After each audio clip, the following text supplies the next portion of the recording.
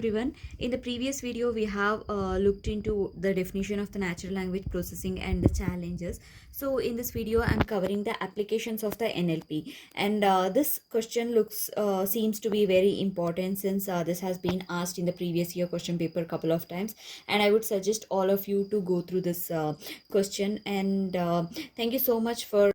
Please consider to subscribe to my channel and keep on supporting us. So coming to this question, the question says what are the applications, or explain the applications of the natural language processing. And this question may be asked for 10 marks. And we all know, like in this one, the main applications, one of the main applications are. Applications of the NLP are machine translation. Machine translation is nothing but automatic translation of the text from one human language to the another human language. For example, we use translators, right? Like converting English to some other language or something that is similar to the this translation, and this is one of the application. In this process, it is important to have the knowledge about the word, and we should have the knowledge about the word, and basically machine should have the knowledge about words and also its meaning. That is one of the main important thing. And secondly, speech recognition. In this process, we are converting speech signals into set of words. The example for this is Google speech, where we'll just speak out the sentence, where it will automatically show us results. So you can imagine that, and you can just analyze the answer. The major difficulties in the speech recognition is pronunciation. Basically, the pronunciation will differ from region to region. And also homonyms. Homonym is nothing but here this is deer, and this is also deer. So sometimes some a few people will pronounce this as deer, and few will pronounce it as deer. But deer has some other meaning. So that is one of the challenges within this speech recognition. And also ambiguities are caused due to it is similar to pronunciation itself. In this, I have taken the example of in the interest, in the rest.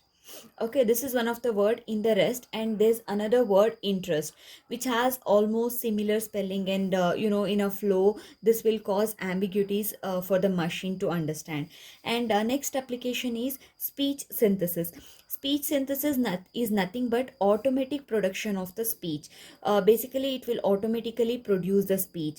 The main thing here is it has the ability to read out your emails. If you can use the machine, it can easily read out your emails, or sometimes even it can read out the storybook for you. And next, the fourth application is natural language interfaces to database. Here we can use the natural language sentences to query any structured database. So we can even use it means we can even use the natural languages in case of querying. Next one is information retrieval. Information retrieval is nothing but identifying the document which is relevant to the user query. Whenever user uses his query, or whenever he puts up his requirements, it will identify which document is related to the user query.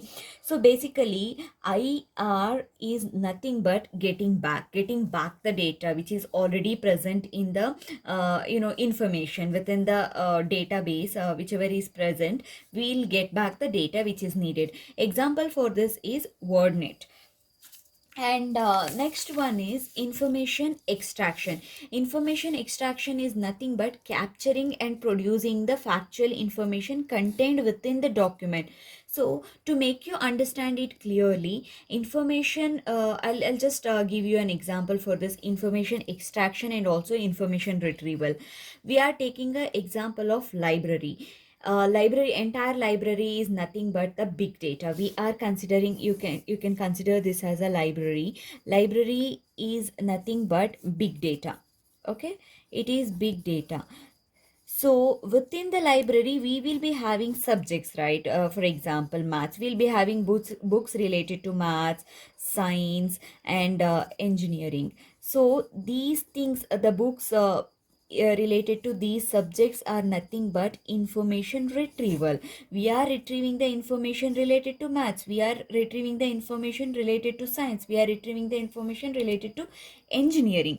But if what is information extraction then? Within maths we'll be having subclasses, right? For example, maths is having algebra, maths is having geometry, maths is having arithmetic. So if we are considering to extract the information, capturing the information related to algebra, that is nothing but information extraction. I hope you got the clarity regarding this. So information retrieval is subset of the big data, it is subset of information, whereas information extraction is subset of the information retrieval itself. It is a subset within the document itself.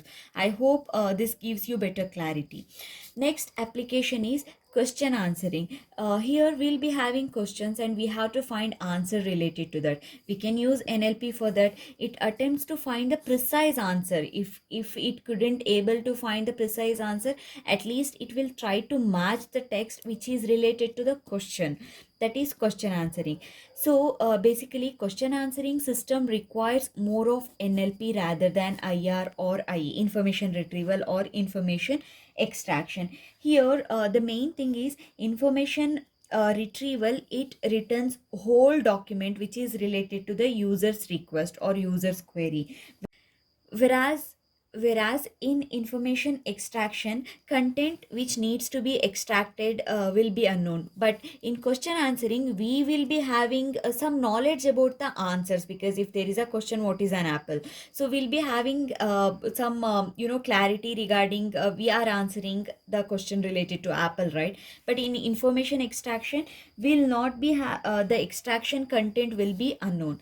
And last the application of the NLP is text summarization. It is nothing but creation of the summaries from the document. If there is a document related to NLP, we will read out entire document. Basically the NLP will read out entire document and it will create the summary related to that book. So in this text summarization we will be making it in different levels. Few of them are syntactic, semantic, discourse. Syntactic is nothing but knowing the grammatical errors or grammatical aspects of the sentence. I had taken this example: the man saw the girl with the telescope. Here in this sentence this seems to be grammatically correct, but grammatical interpretation to this example will be different, right? You can see the man saw the girl, man saw the girl when girl was carrying the telescope. So this will be one aspect of explaining this one. And second one, the man saw the girl using his telescope. So if we are considering in a grammatical manner, we can interpret the same sentence in two different ways. So this is syntactic level. And semantic is nothing but we already discussed in our previous question related to challenges. We know semantic is nothing but meaning. We should know the meaning, right? But we have taken the example: the car hit the pole which it was moving. So basically here the car has hit the pole which was moving. It means car was moving. This is the first interpretation. In second interpretation, we can interpret the same sentence where the car hit the pole when pole was moving. So we are considering the same sentence, but we are taking two interpretation. This is nothing but semantic level. And discourse is nothing but in a sentence, there'll be two sentences. For example, the preceding sentence, the meaning of the preceding sentence will affect the meaning of next sentence. That is nothing but discourse. I hope you understood everything. And whichever the topic you want me to cover in the upcoming videos, please do drop a comment in the comment box. Thank you so much.